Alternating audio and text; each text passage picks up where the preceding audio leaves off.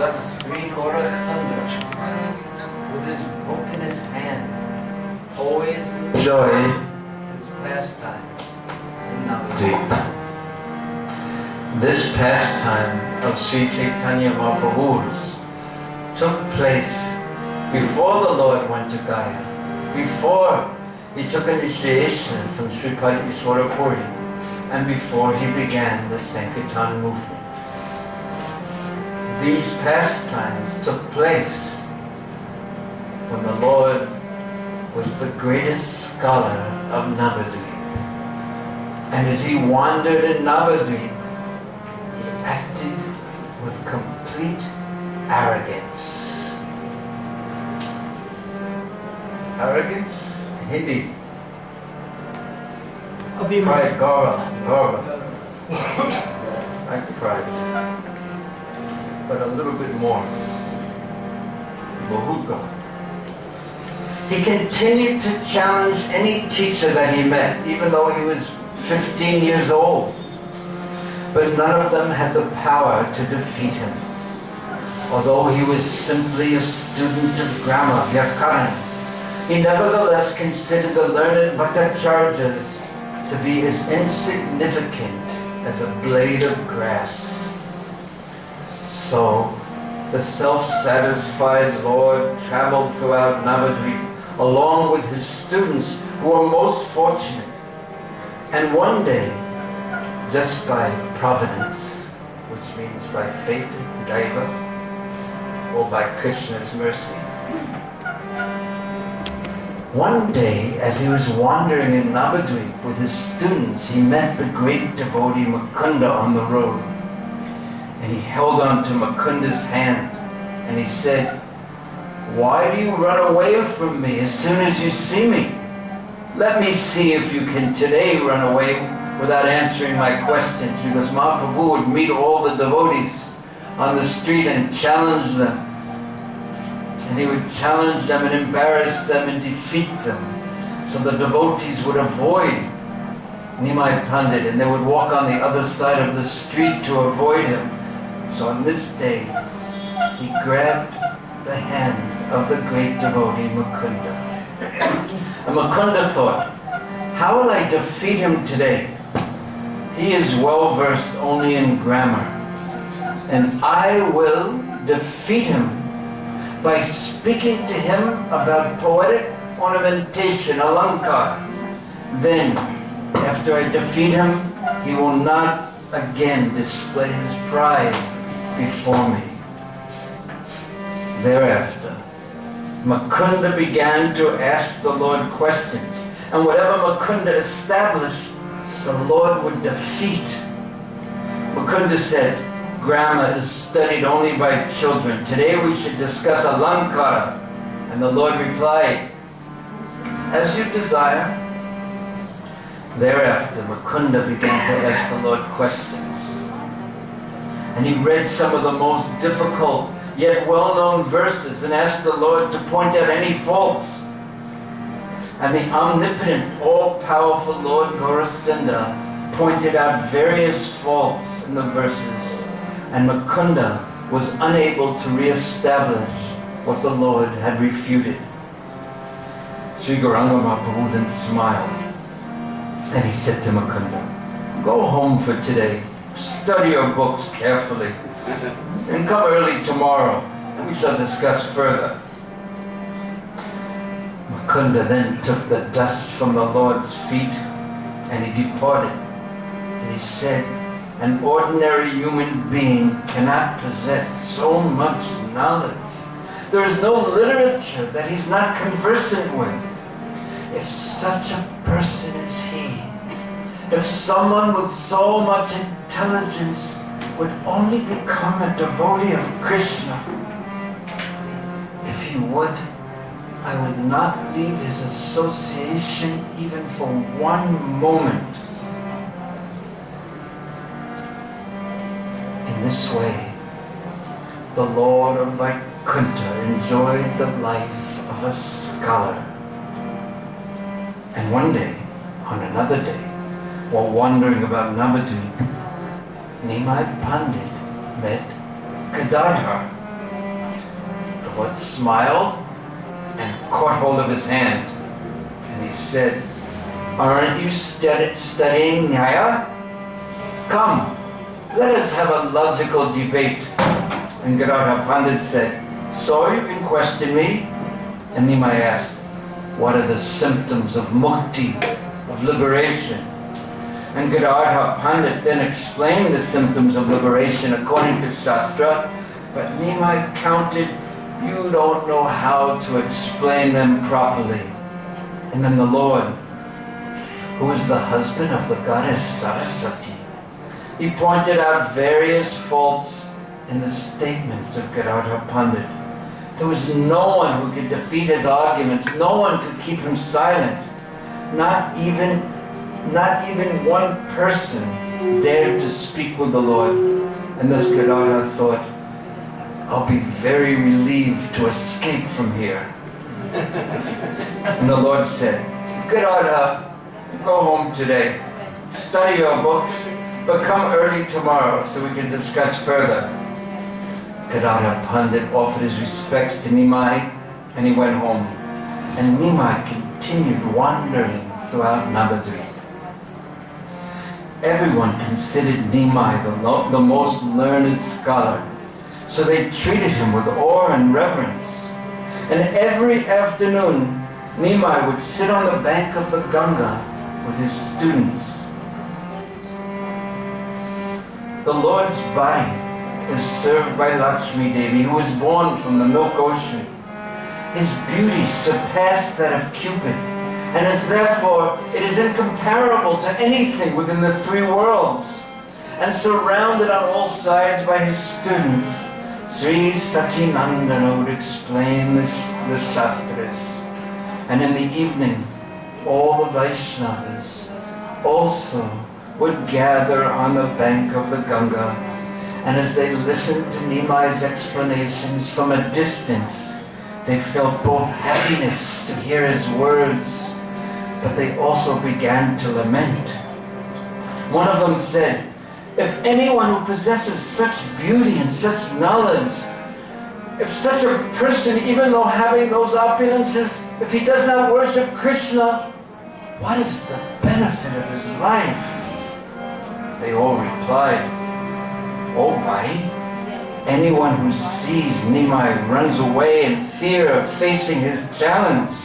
And someone else said, "And when he sees someone, he holds his hand and does not allow him to leave. He captures him, just like a tax collector captures a debtor." Another Vaishnava said, "This Brahmin, he has potency that is uncommon.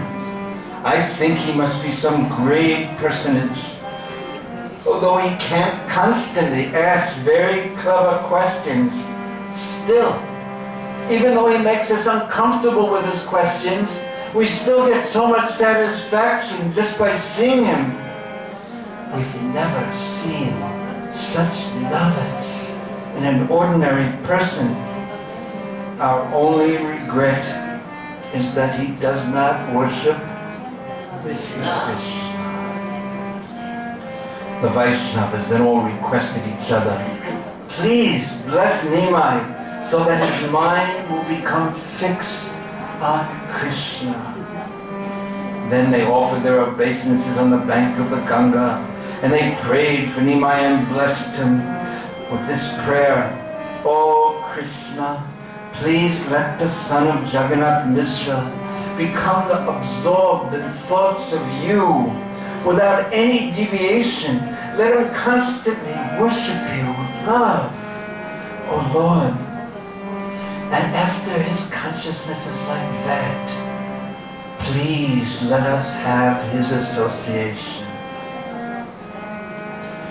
The Lord, Nimai Pandit Vishwambar Sri Caitanya Mahaprabhu, he is the super soul.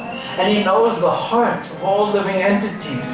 And whenever he saw devotees like Srivas, he would offer him his respects.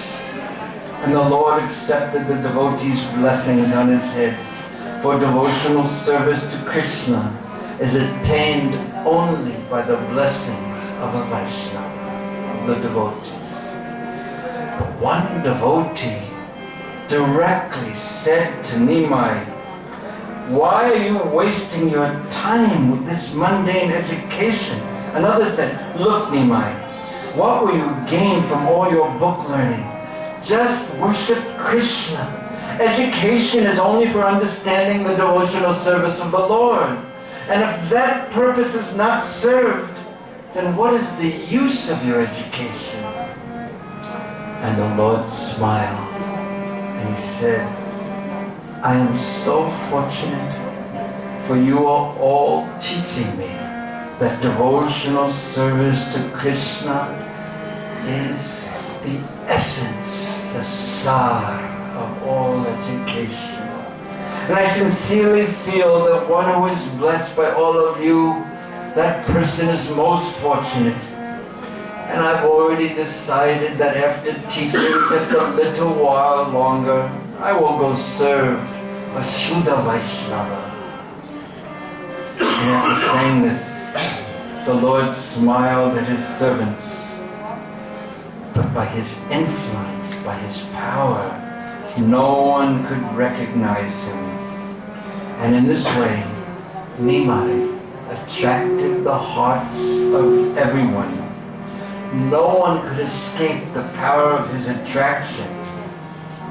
Sometimes the Lord sat down on the bank of the Ganga, and sometimes he wandered in the streets of Navadvip. And whenever the residents of Navadvip saw him, they would welcome him with great respect. The scholars who saw him, they saw him as equal to Brihaspati. And even elderly men offered obeisances at his lotus feet. The yogis, they saw him as the perfection, the personification of mystic perfection. And the miscreants, they saw him as the personification of death.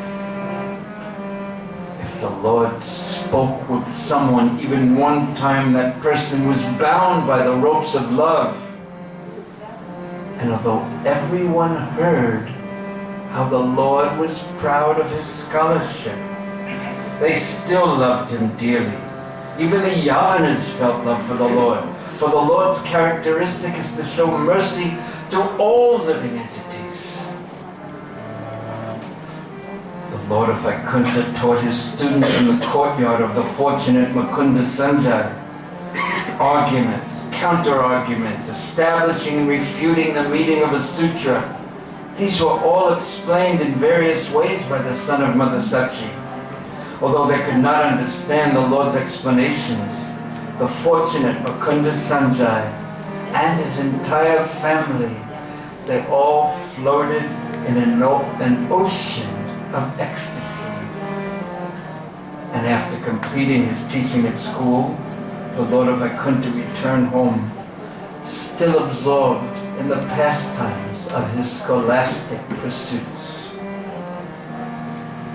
One day, using the excuse of sickness due to vatarog, an overabundance of air within his body, the Lord manifested transformations of ecstatic love.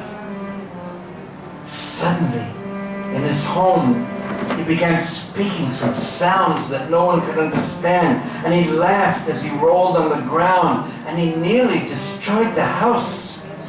He roared loudly, and he challenged everyone like a wrestler. And anyone he would catch, he would beat.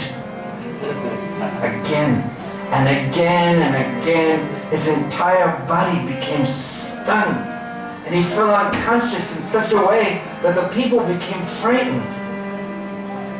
When Nimai's friends and relatives heard about his disorder, his vatarog, they came running to treat him with medicines. Bhurijana, Mukunda Sanjay, and all their associates came to the Lord's house, and they rubbed medicine oil on the Lord's head and tried to cure him in any way they could. But the Lord's body was trembling and shivering. He shouted loudly in such a way that everyone became frightened. He then declared, I am the Lord of all, and it is I who maintain the universe. Therefore, I am named Vishwambar. In this way, the Lord manifested his identity, his actual identity, using the excuse of an imbalance of his bodily heirs. Yet, by the influence of his illusory energy, no one could understand his actual identity. Someone said, he must be possessed by a demon. Someone else said, this is a work of a witch. Another said, since he's always speaking, it is certainly just an imbalance of his life heirs.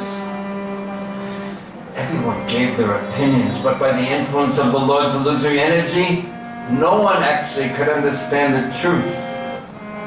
And they applied various medicinal oils on the Lord's head, and then they put him in a wooden tub filled with oil, and they rubbed his body with oil, and immersed in that oil, the Lord began to laugh. Thus, while enjoying his pastimes according to his own will, the Lord became normal, as if his illness had gone away, and everyone then happily chanted the names of Lord Hari. But they chanted loudly and enthusiastically.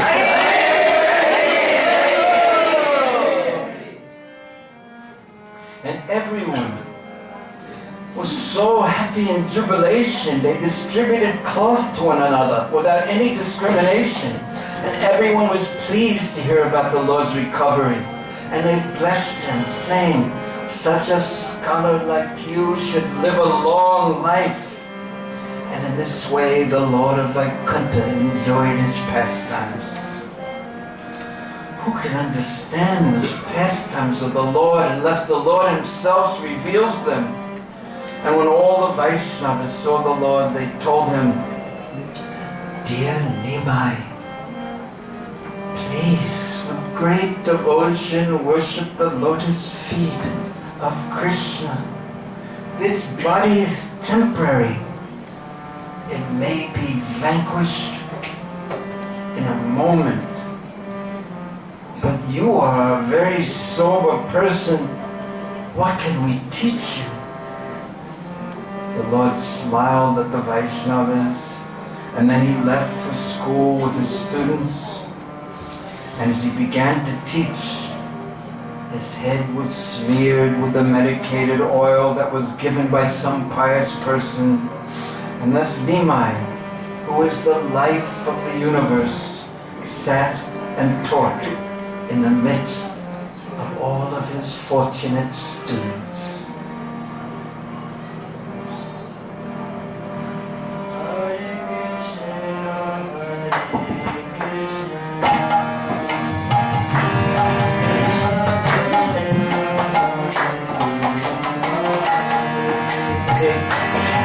Hare Rama, Hare Rama, Rama Rama, Hare Hare.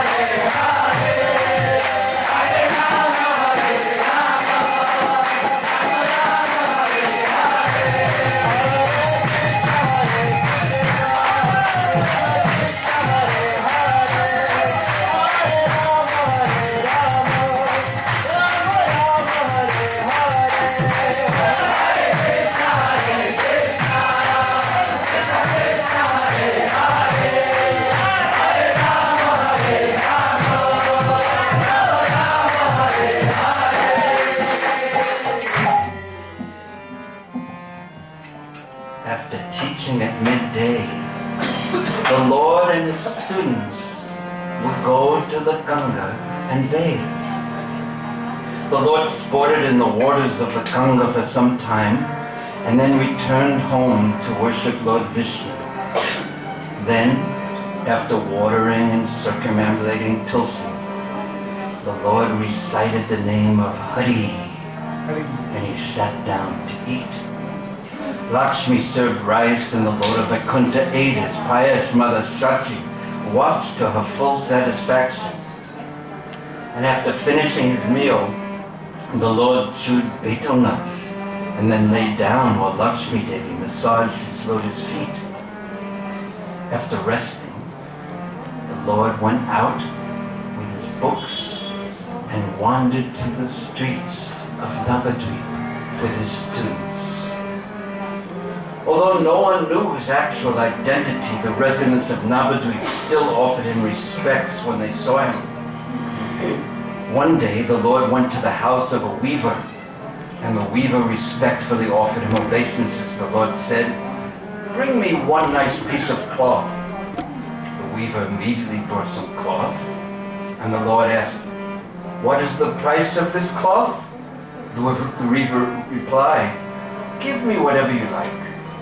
And after settling the price, the Lord said, "I don't have any money right now." And the weaver then said, "Oh, Gosai, you can give me 10 or 15 days from now.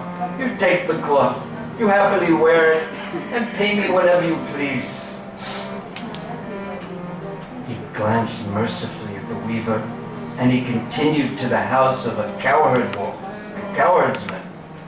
Mahaprabhu sat down on this veranda, and he began to make fun of the activities of the Brahmanas.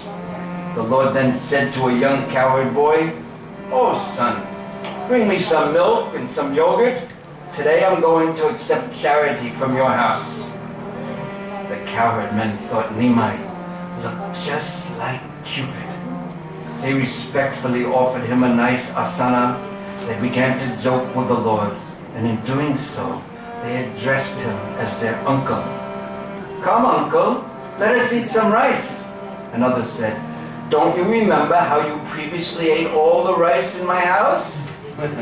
Although the cowherd boys didn't realize it, by the grace of the transcendental goddess of learning Saraswati, whatever they spoke was true. Meanwhile, Nimai simply smiled at their words, and all the gopas then happily offered the Lord milk and ghee and yogurt and cream and butter. And after being satisfied by them, the Lord went to a house of a perfume merchant who sold the different fragrances. The merchant offered his respectful obeisances to the Lord, who said, "Oh, Bhai, bring me some of your best perfume." And the Lord replied, "You know, my dear sir, it isn't befitting for me to accept money from you. Today, please take whatever oil you desire, you apply it, and you may go home. And after taking bath tomorrow, if the fragrance still remains, then you can pay me whatever you like." After saying this, the merchant himself, he happily rubbed perfume, fragrances on the Lord's body. And the Lord, who is the super soul in everyone's heart, he had attracted his mind just like he attracts everyone's mind. Who is not attracted by seeing the beauty of his form? Vishwambar then bestowed his mercy on the merchant, and then continued on to the house of a florist, Amali. And when the florist saw Nimai's wonderful form, he offered him obeisances and a place to sit. And the Lord said, "Oh, florist, I would like a beautiful garland, but I have no money with me." Appreciating that Nimai had the symptoms of a spiritually perfect soul, the florist said, "You don't need to pay." After saying this, the florist placed a wonderful garland on the Lord, who smiled in the company of his students. After casting his merciful glance on the florist, Sri Gauranga then went to the house of a betel nut merchant.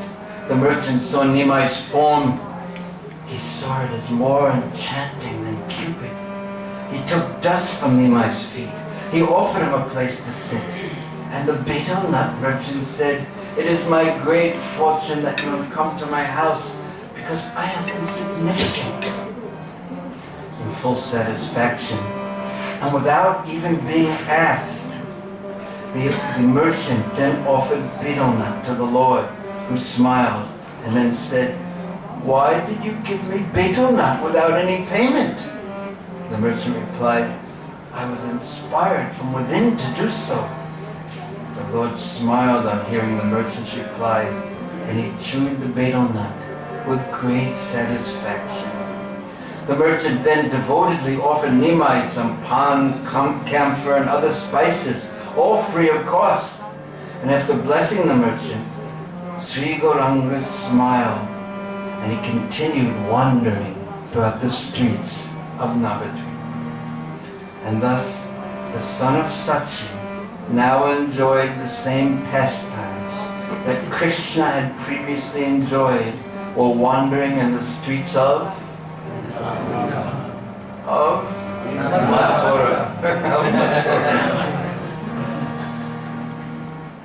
Thereafter, Gaura visited the house of a conch merchant who offered the Lord due respect.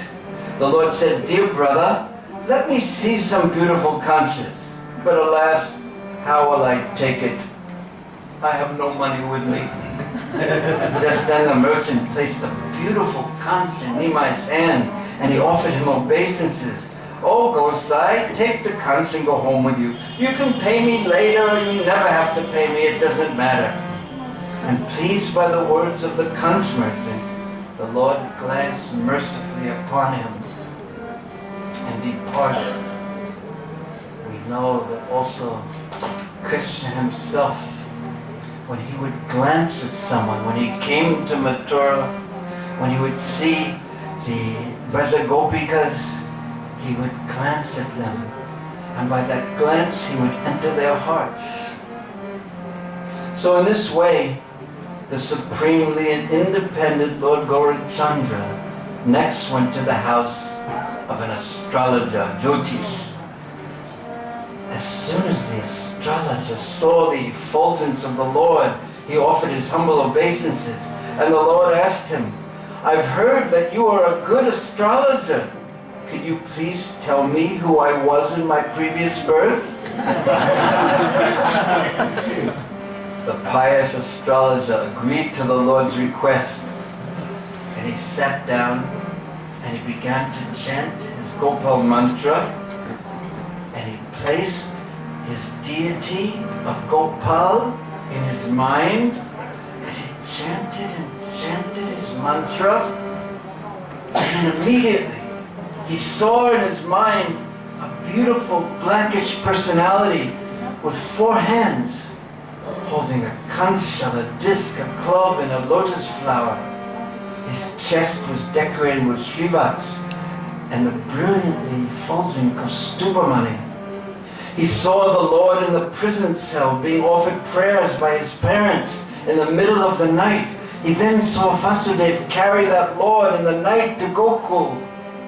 Then he saw the Lord as a very enchanting child with 2 arms, who was wearing no clothes, but a string of small bells was around his waist, and in both of his hands was butter. The astrologer saw his worshipful Lord in a 30-fold bending form playing his flute, and he was surrounded by gopis who were all singing. And after seeing this wonderful vision, the astrologer opened his eyes, and he saw Gauranga standing before him. He then closed his eyes and went again into meditation. And in that meditation, he said to his worshipable deity, "Oh Gopal, please listen. Quickly, please show me who this Brahmana actually is." Then he saw the Lord with a greenish complexion, just like durva grass. And he was holding a bow in his hand, and he was sitting on a royal throne. He then saw the Lord in the middle of the waters of devastation, possessing the wonderful form of a boar, holding the earth on his tusks. He then saw the Lord as Nrsingadev, and although he appeared most ferocious, he was the well-wisher of his devotees. He then saw the Lord as Vamana, waiting to trick Bali at the sacrifice, and then the form of Matsya, happily sporting in the waters of the devastation, came to his mind. And the pious astrologer then saw the form of Balaram, who was intoxicated, holding a plow and a club in his hands. Then he saw the form of Jagannath, with Baladev on his right and Subhadra in between. And in this way the astrologer saw the Lord in his many incarnations. But due to the Lord's illusory energy, he was unable to understand what he had seen. He was struck with wonder. He thought, this Brahmana must be chanting his own mantras. Otherwise, he may be a demigod who has come in the form of a Brahmana just to test me. I see a supernatural effulgence coming from his body. Perhaps he's come to test me and trick me and discredit me. The Lord smiled at him and said to the thoughtful astrologer, well, who am I? What did you see? Tell me everything in detail.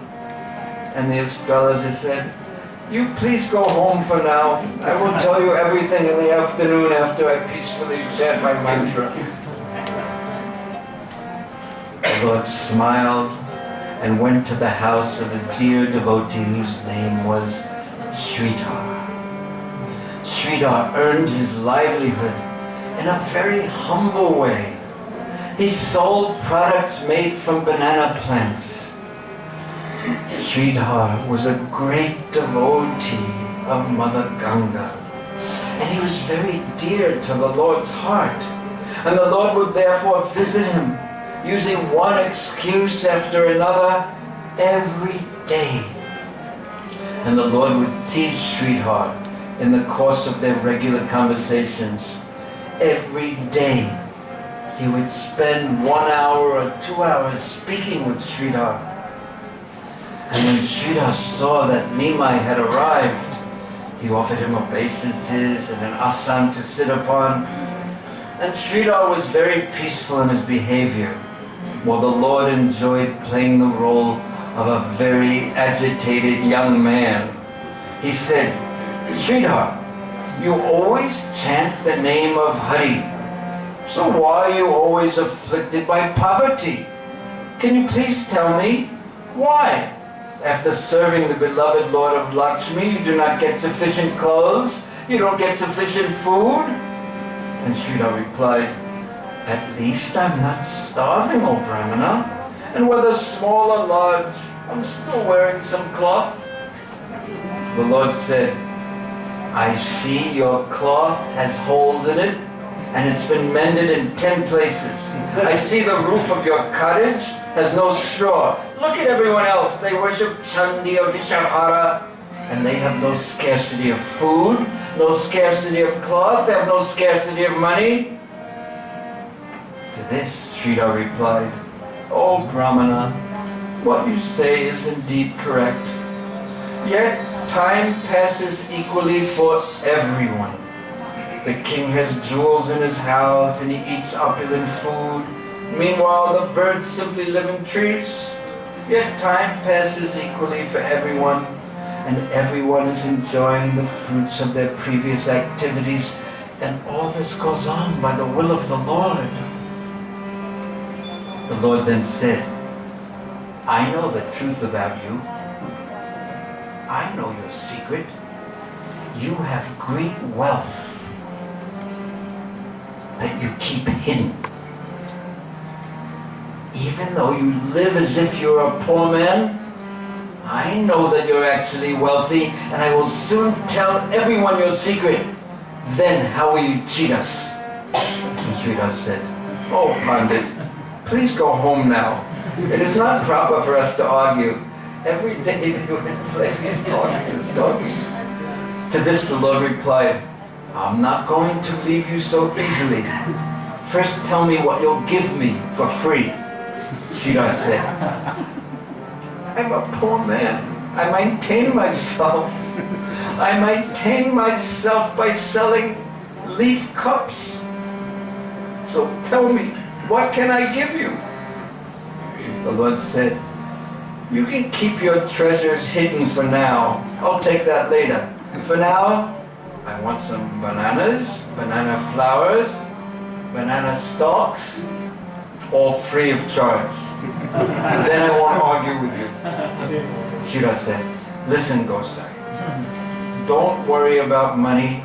I'll happily give you some bananas, banana flowers, leaf cups, and banana stalks. But please don't fight with me. The Lord said, good. Then I won't fight with you anymore. But see that the quality of what you give me is good. Every day, Sri Gauranga Mahaprabhu would use Sridhar's leaf cups, and he would eat sabji made from Sridhar's bananas, plantains, kela, his flowers and banana stalks, and whatever lao, loki, squash grew on the roof of Sridhar's cottage, the Lord would eat it. He would have it cooked with milk and black pepper. The Lord said to Sridhar, tell me, what do you think of me? And after you answer this, then I'll go home. To this question, Sridhar replied, I think that you are a Brahmana, and I consider every Brahmana a portion of Lord Vishnu. The Lord said, you don't know. I am not a Brahmana. Actually, I'm from the family of Gopas. I'm actually a cowherd boy.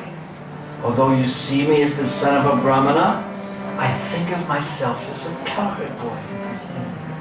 Sridhar just smiled at the Lord's words, but due to the Lord's illusory energy, he could not recognize that standing before him was his own Lord.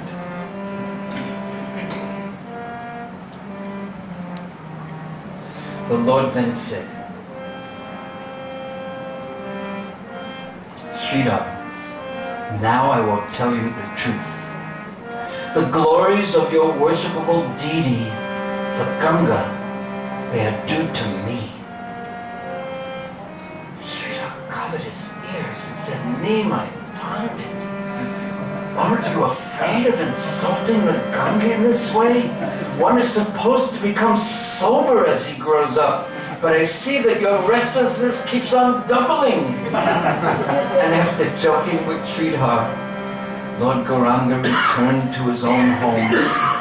And upon reaching his house, Lord Gaurasundar sat down at the door of his Vishnu temple, and all his students returned to their homes. One night, as Nimai saw the full moon, his heart became absorbed in the mood of Sri Vrindavan Chandra, and he began to play his flute in a most enchanting tune, and only Mother Sachi could hear it. And upon hearing the sweet sound, although she remained unable to recognize from where it came, Mother Sachi felt unconscious in ecstasy. And after a while she regained consciousness and steadied her mind. She then noticed that the enchanting sound of the flute was coming from the direction where Nimai was sitting.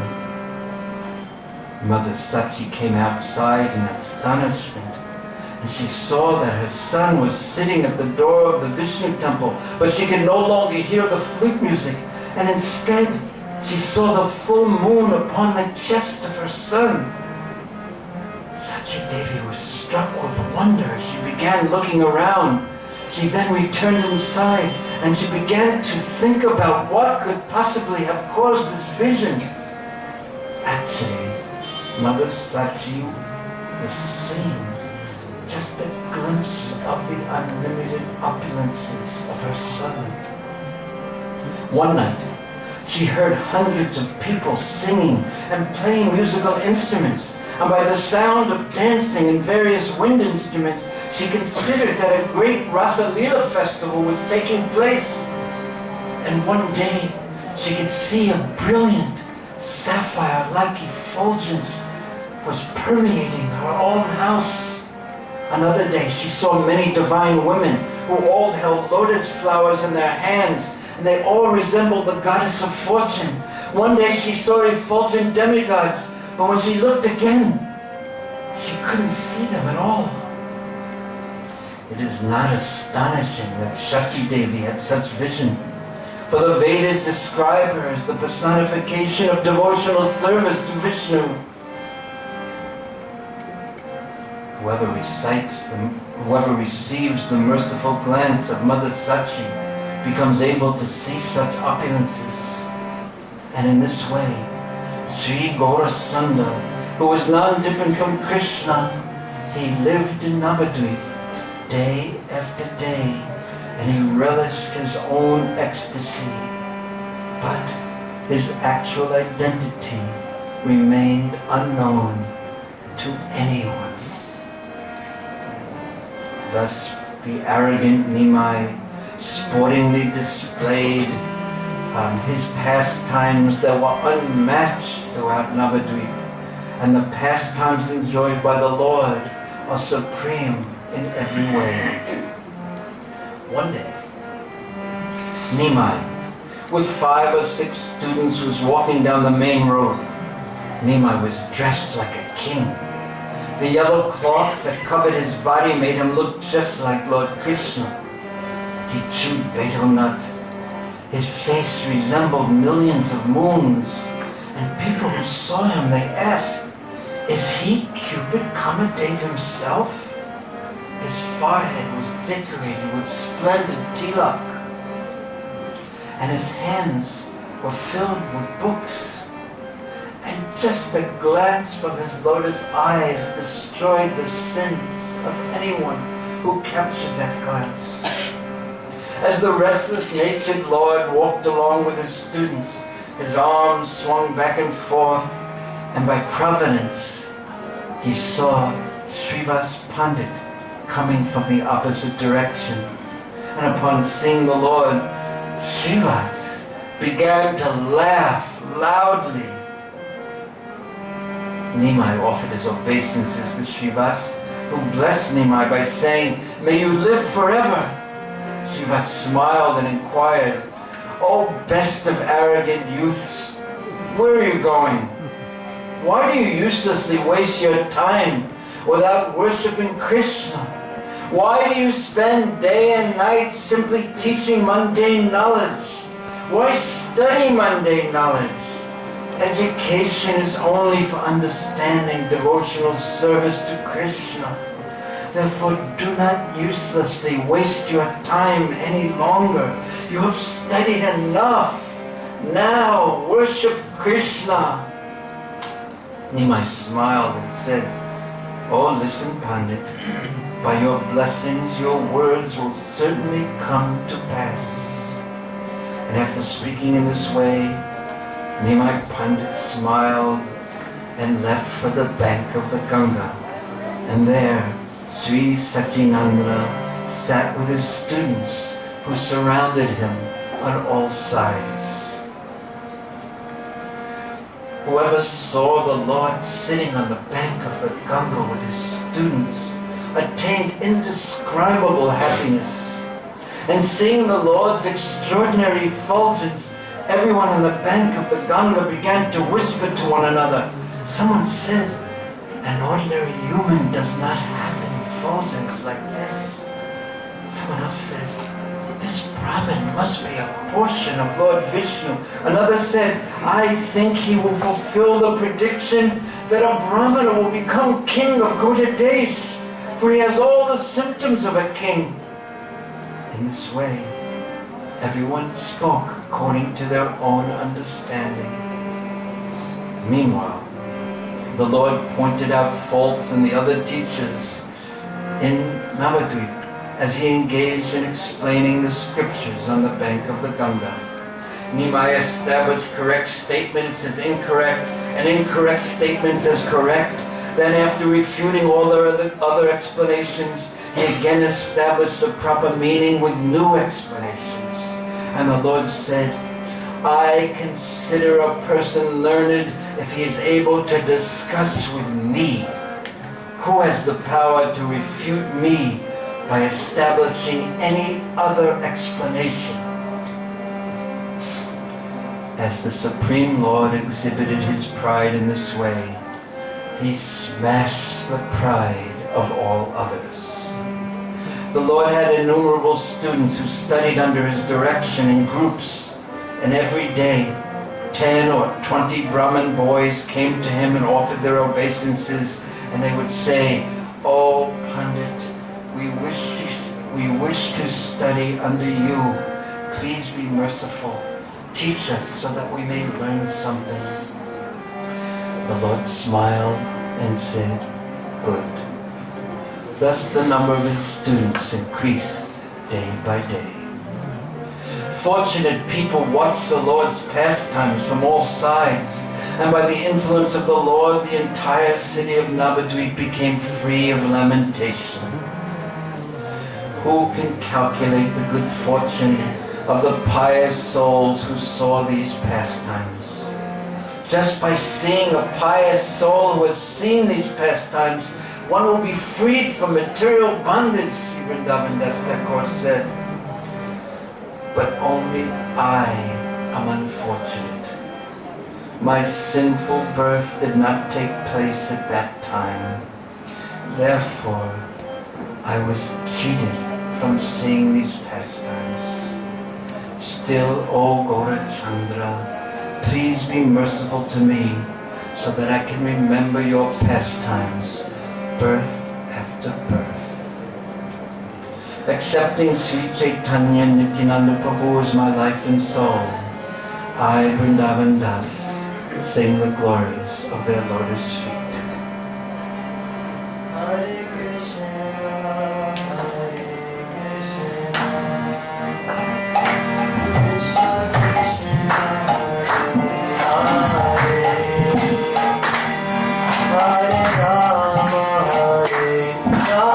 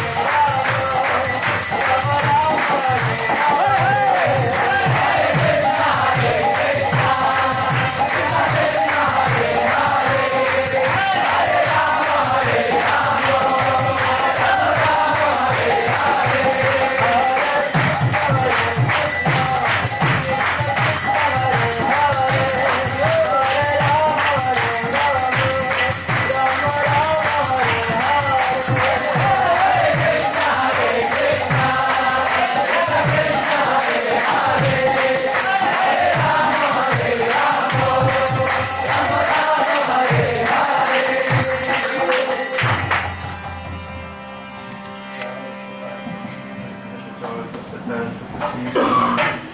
divine grace, Sri Bhaktivedanta Swami Prabhupada. Ananta Koti Vaishnava ki jai. This confounded Lord Krishna Prabhupada ki jai. Prem Sri Krishna Caitanya Prabhu Nityananda Sri Advaita Gadadhar Sri Vasari Gaur Bhakti